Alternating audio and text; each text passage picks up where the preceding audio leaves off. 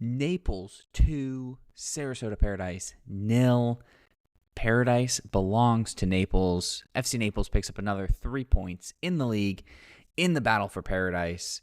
Paul, I guess Naples is the true Paradise, huh? Yeah, I think we were talking pre-show, and the sign inside the stadium that said Sarasota is the Timu Naples. Really showed on the pitch.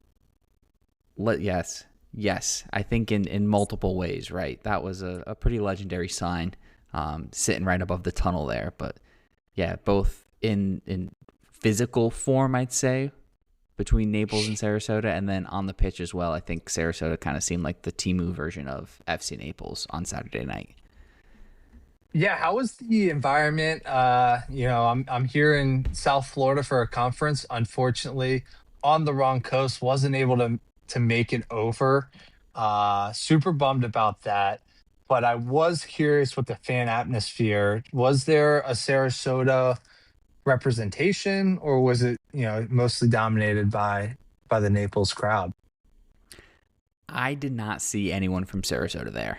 Um, did not really see. They didn't really have a presence, an away fan presence. Didn't see any jerseys. I did see a random Portland Hearts of Pine jersey and a random Union Omaha jersey wandering around the stadium. So I was wondering if they were lost or something. But no really presence from the Sarasota fans. There might have been a couple that made it down, but I didn't really see or hear them. They didn't really stick out in the stadium to me. Yeah, I think it could also be their jerseys also look like the Timu version of ours. Watching on ESPN Plus, uh, the first shot I saw of a close up, I was like, "Are we in white tonight?" Because their jersey has that little, I don't know what it is on their jersey, but I was like, "Is that some sort of alternate kit for the club?" Only to realize, no, we're in our home blues, and they're just ripping off more, they're trying to be Naples so hard, and they're not. Yeah, not on the pitch or off it. Really, it seems. Um, this was a fun game. What did you kind of think overall? Any key takeaways from you before we kind of dive in and start breaking this one down? Yeah, curious if you're gonna pump the brakes on me again, but once again thought we dominated so much that they looked like a lower level team. Don't want to get too far in front of ourselves, but that's a couple games that we've played back to back where we just look so much better than our opponent on the pitch. And I get that, I all the circumstances surrounding, when we talked about pre-match, felt like we had a really good shot to win this game, regardless of what team we are going to put out there, just with their travel schedule.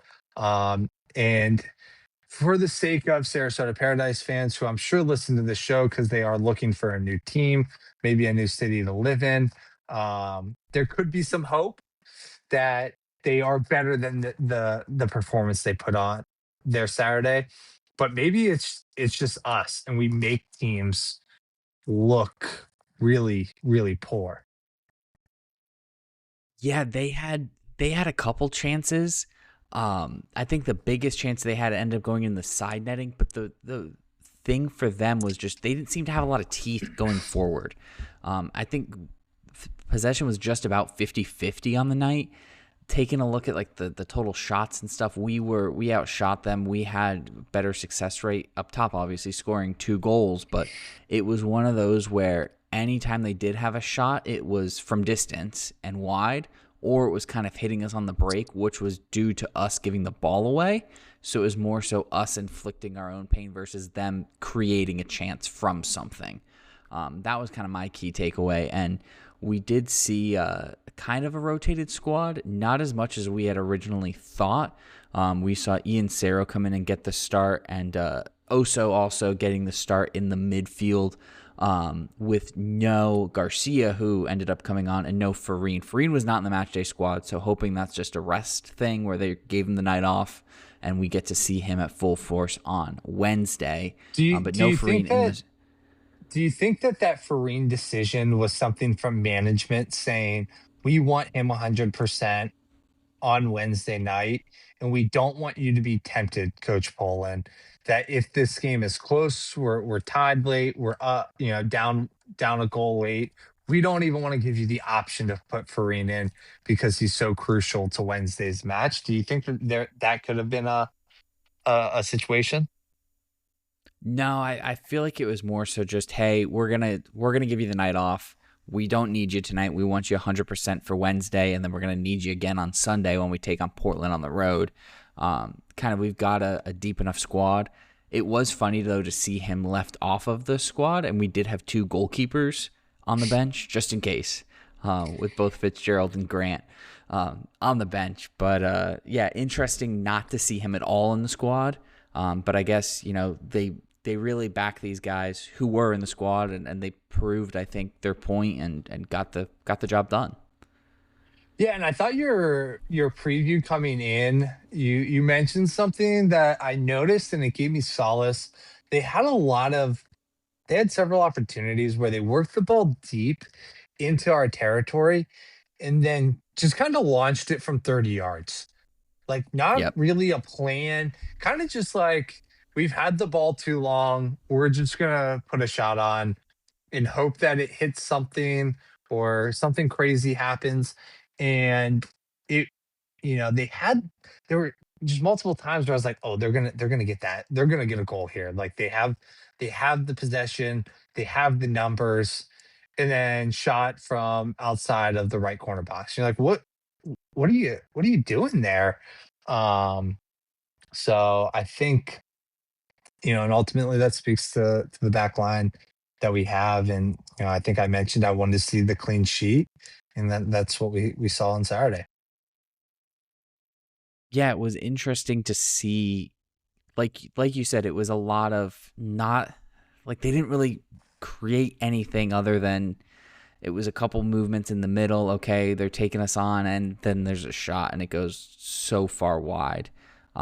Just it does worry me. If I was a Sarasota fan, I think I would be worried. Where are the goals going to come from? Because no one really looked up for scoring, other than that chance they had at the back post that hit the side netting. Which also, I don't know how you hit the side netting from that point. Also, I thought it was offside, but that's neither here nor there because it ended up going out for a goal kick. But yeah, it was an interesting setup from them too. With the four, it was like a 4-1-4-1 they kind of played, almost similar to how we would play last year, and are still kind of playing this year with that striker up top. But they didn't really create anything for him, so it was interesting to see. What did you think of your boy Backstein getting the start? He seemed to really work hard while he was on the field before he came off late on around 80th minute. Yeah, I thought obviously I kind of anticipated that as the move. I think I mentioned that preview episode, in the preview episode. Just to kind of eat up some minutes, work on getting that fitness to a level where he can be effective if he starts the game late into games. And I that's my concern right now. I don't think his talent, there's no question about his talent. The question, I'm still wondering is how long can you be that good for? And ultimately, I do believe in the philosophy that you have to play games. No matter how much you train, it's not the same, not the same. You can't replicate that intensity, um, in any other fashion than actual gameplay. So I think for him, it was a good sign of getting some minutes and most likely points to him coming off the bench on Wednesday. So that was a good ate up minutes, productive minutes, and that's kind of I viewed this game as a game to work, develop, try out some new things. Um, with that rotated squad, although it ended up not being that rotated. Yeah, I thought Backstein, Gray, and Sarah were kind of the key guys that were creating most of the chances, and were just workhorses for that first 60 minutes until that first round of subs. I thought they were really working hard down the wings, especially, and taking people on, trying to make something happen, and it was unfortunate that we just couldn't get that last touch to get the goal or get a good look to score, complete that final pass.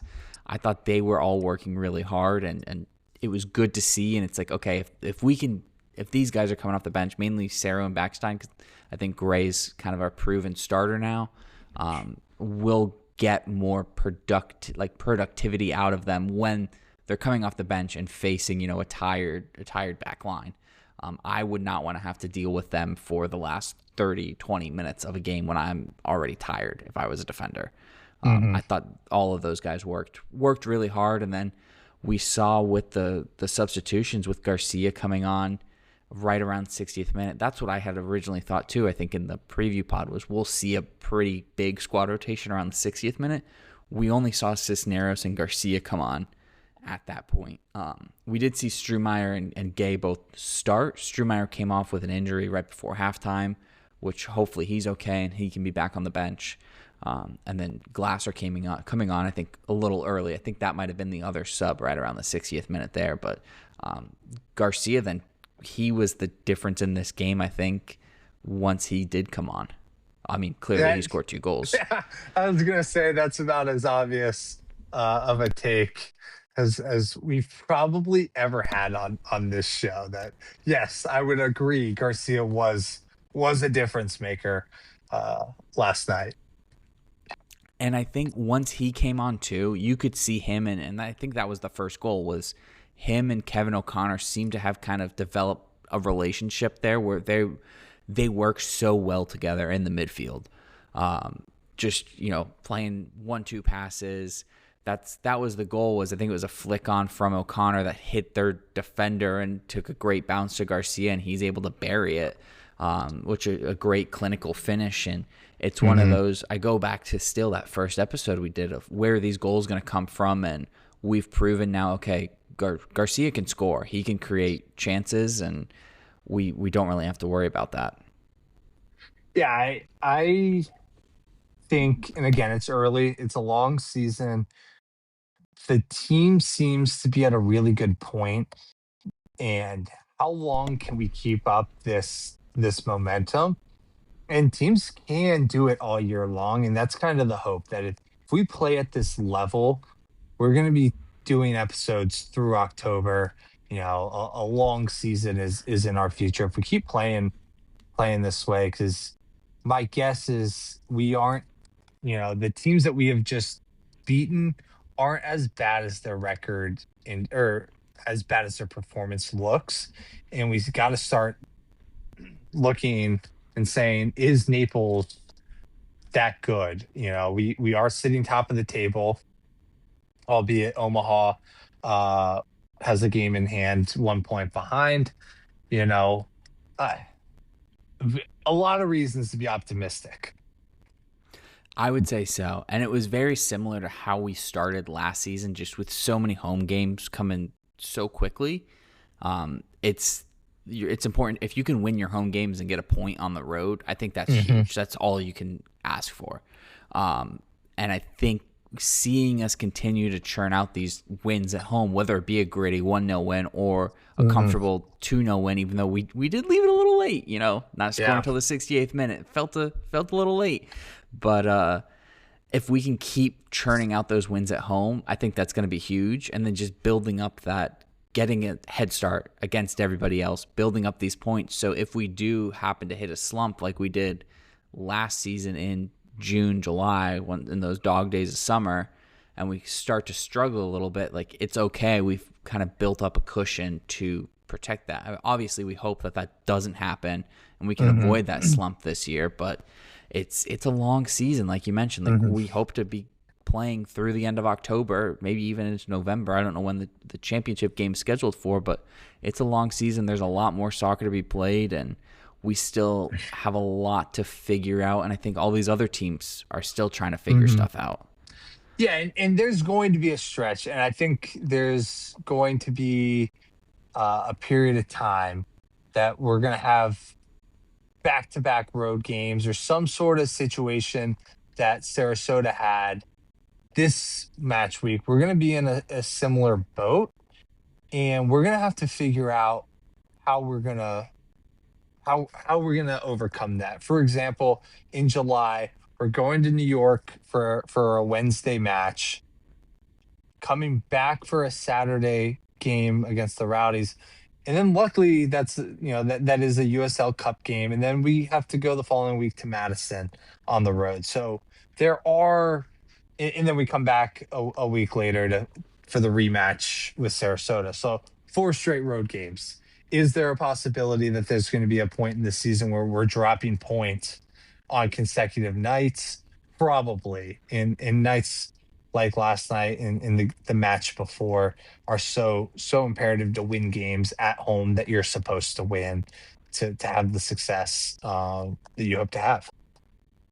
Yeah, I think the thing that gives me hope, or the thing that makes me, proud to see, happy to see, I guess, is we started the game off with our quote backups, right, at left and right back. Cero's typically coming off the bench, and we've seen same with Osario and Backstein. Those are all guys that are coming off the bench, and for this whole game, when they were subbed off, it wasn't really different, right? Like it Mhm. wasn't like, oh, clearly these guys are better. I mean, you could say whatever you want. Garcia did come on, score 2 goals, but who's to say, whoever's on in his place, if Sarah's still on, he doesn't finish those goals too, right? It Mhm. was pretty clinical finishes, and I would back Sarah to finish them too. Um, Mhm. but that's kind of, I think, what gives me hope, where when Sarasota made changes, it was clear those guys coming off the bench were not at the same level, and it was a step down. So that's kind of the thing that really excites me going forward is I think this league can be won or lost on who your 12th, 13th, 14th guy is. And it seems like we've got a really strong bench this year.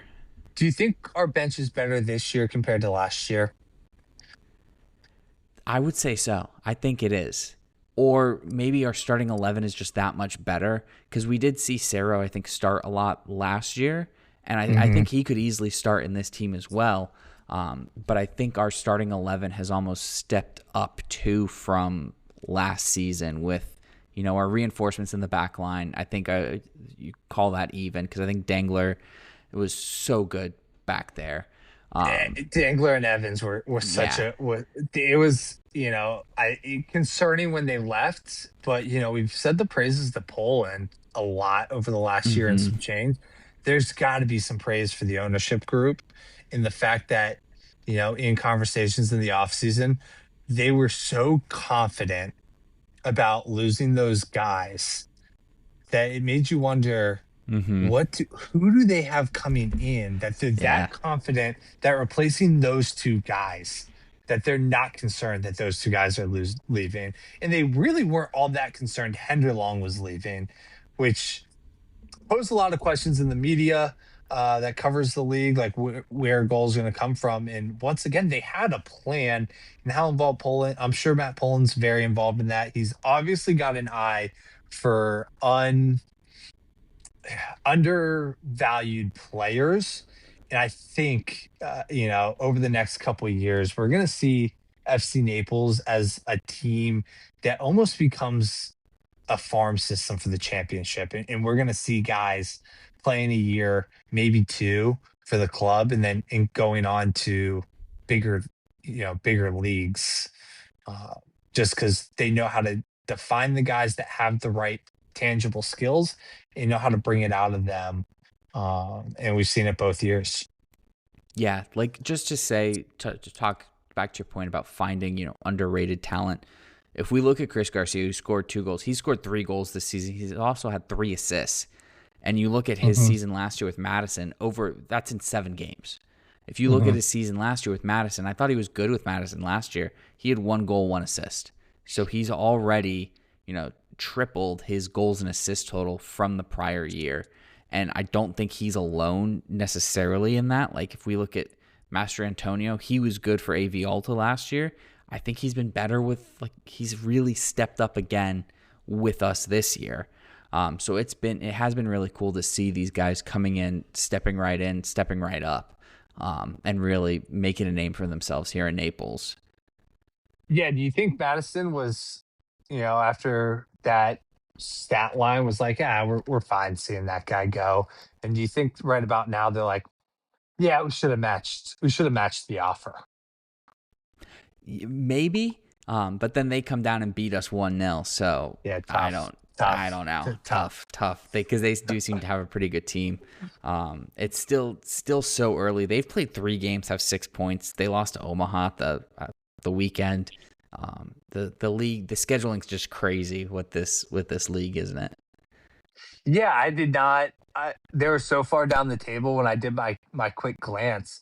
I didn't even realize that there's three teams that have only played 3 games, and we're up here with six plus the two about to be third U.S. Open games. We're going to be 9 games in, and some other teams only got 4 games. And my guess, if I had to guess, part of that has to be a weather thing. But then I'm looking like the Cosmos have played 5.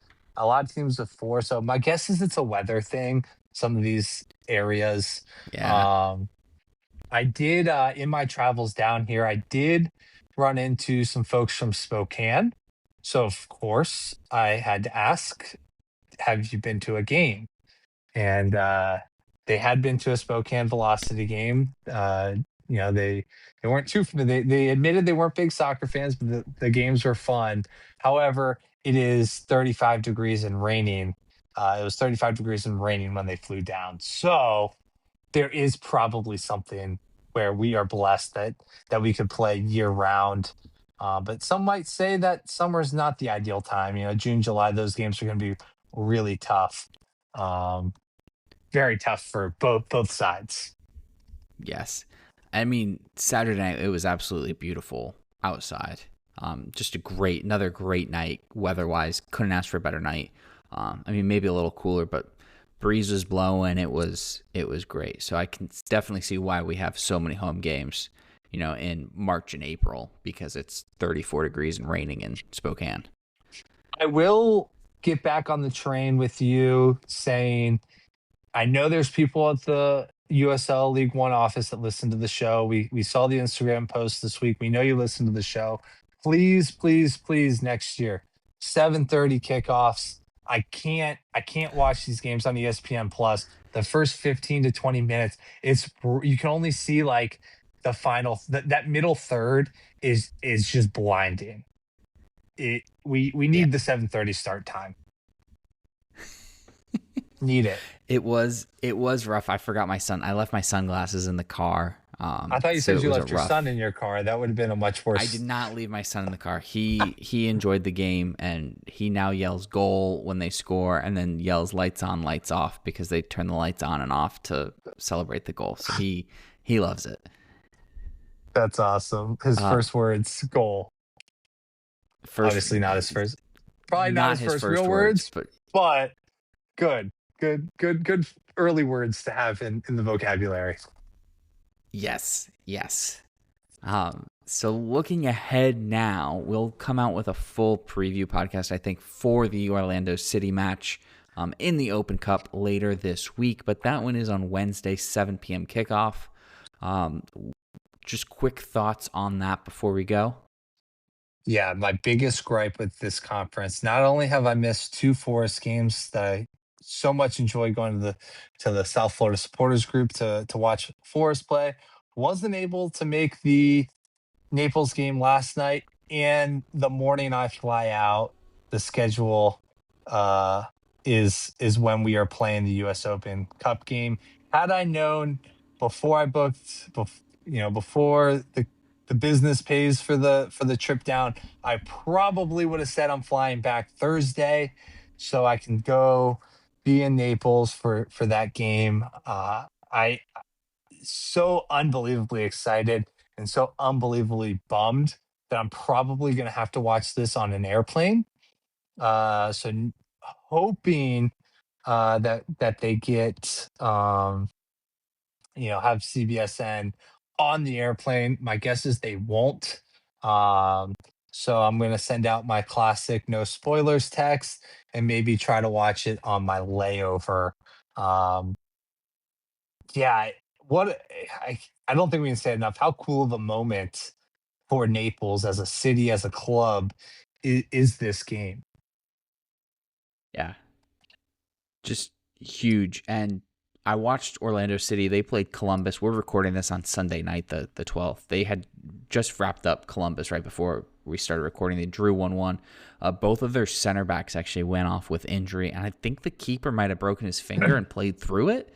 So curious to see what squad we get from Orlando City, because that was their first away goal and away point in the league this year for them. So they really have been struggling. So will we get, a full squad trying to boost their confidence and going forward into the league, or are they going to rest those guys for their game on Saturday? Curious to see that. We're hoping to do a full in-depth preview there for that one. So hopefully we will have that to you later this week. But yeah, like you said, probably the biggest game in club history. To have an MLS team coming to play us here in Naples is huge. If we were to pull off a cup set, man, that'd be something pretty special. I mean, even if we could just be competitive with them, I think I would take, extra time and a loss on penalties, just because how exciting that Rowdies game was last year. If we could do the same to an MLS side, it'd be awesome. But yeah, really, really looking forward to this one. And Delgado has a little more penalty practice this year. So hopefully, if Orlando takes 10 penalties, he'll save at least one of them. That's all we're not asking for Yes. much. We just need one out of the first five. Our boys will do the rest. Yeah, I think it's one of those things that we have as good of an opportunity as you can get to pull off this cup set, and looking forward to diving into this hopefully before the game, hopefully Tuesday night for a Wednesday release. So if brighten up people's commute and get them excited for the game Wednesday night, but hopefully they don't need us talking about how big of a game is for to be excited for this one. Yeah, I think they all know. My one fear is there's a really good book and movie out there called The Damned United about Brian Clough's time at Derby County and Leeds United. Highly recommend. But it starts off with he's the manager at Derby County and Leeds is the king of England. And then they're coming to play him and they're like, oh, we can get them. We're going to be able to beat them. And then, spoiler alert, they don't. So that's my only fear is we're going to have that happen to us. But then they get revenge on Leeds later, and there's a whole plot to it. You got to read the book, watch the movie. It's all based on the truth, and what it's all based on historical facts. So very highly recommend both. But that's my fears. They're going to come in here and just kind of wallop us after we're sitting here getting excited about it. But I think we do legitimately have a chance, and there's a reason you got to play these games, right? They're not playing on paper, and let's go take it to them and send them back to Orlando knocked out of the competition and continue their no good, terrible start to the 2026 season. Yeah, you got I'm going to ask you this tonight when we can reflect over the next 48 hours. You might have a different answer when we do our full preview episode. Score line for this one. I keep saying 2-1 Naples. I think I've said that like for every game. So I'm going to go 2-1 Naples. I think we pull it off and get the cup set and send everyone home happy, send them back to Orlando mad and steaming over a bad start to the 2026 season for them. I'm going to go 1-0 Naples in extra time, which is kind of Ooh. a probably a bad prediction, and I will forecast that I will change this on Tuesday night, because my suspicion is that if we're going to get them, we're going to have to get them early. The longer this game goes, the worse it's going to be for us. It's kind of the same way it was with the Rowdies, where we had a Mm-hmm. chance. I think in the 90+2, real late we should have scored and moved on. Didn't score, and then they kind of just dominated extra time, and we were just holding on for that 30 minutes, just praying to get the penalties. Um, I think there's going to be moments where we're just outclassed. So I think it's going to take a bad bounce. Something fluky is going to happen for one of these teams. And I think ultimately, I do think that this game's going to end 1-0, and just really hoping it's the bounce goes to Naples. Yeah, I'm in for that. They have If Disney World. They have Disney World. That's so much better than Sun and Fun Lagoon. Like we need this a little bit more Well, we than have a they Great do. Wolf Lodge now, and it's right next door to the stadium. So they don't have a Great Wolf Lodge. I don't even know what is in Orlando to do. Don't you have two kids that probably will be enjoying Disney World pretty soon? For this game, I might have to revoke my Disney annual passes to really support Naples and go full on anti Orlando. No Disney movies for a week. All week there is no Disney movies in your household. Got it. We are Got it. canceling our Disney Plus subscription tonight, and I encourage you all to do the same to really stick it, because that'll stick it to Orlando City, who I think is owned by a group of people out of Minnesota. A group of people not associated with Not Disney associated at with Disney all. whatsoever. Yeah. Mm. Good. And then, so after Orlando City on Wednesday, continuing in the league, we head up to Portland, Maine to take on Portland Hearts of Pine. That's a 3 p.m. on Sunday kickoff, so a little Sunday afternoon soccer. Portland always has a great atmosphere, so we'll bring you another match day preview for that one. And then jumping ahead, week off it looks like, and then not playing again until May 2nd when we're back home against Knoxville, who has been pretty good. So that one should be another good game here at the top of the table. Yeah, I think spring break's coming a little early for the lads, but I think that after this run of play, they're gonna want some time off, and it'll be good to freshen up the legs. So big game Wednesday, and not to get ahead of ourselves, but then we do have to go play a really difficult road game. And Mm-hmm. that it's going to be one of two ways. We're either going to be looking for the revenge and proving our USL League One dominance, or there could be a US Open Cup hangover. Um, so yeah, next two games are both important, but Wednesday is the most important, not because an MLS team is coming to town, not because it's the round of 32 in the US Open Cup, but because it's the next one on our schedule. It's another chance to get a win. Yeah, moving on to Orlando, and let's go beat them. We'll be back later this week with the preview pod. Until then, get in touch with the show on social media at Forza Naples Pod, Instagram and Twitter. We also love hearing from you. Feel free to shoot us an email, forzanaples239@gmail.com. Looking forward to the rest of the week. Until then, come on Naples.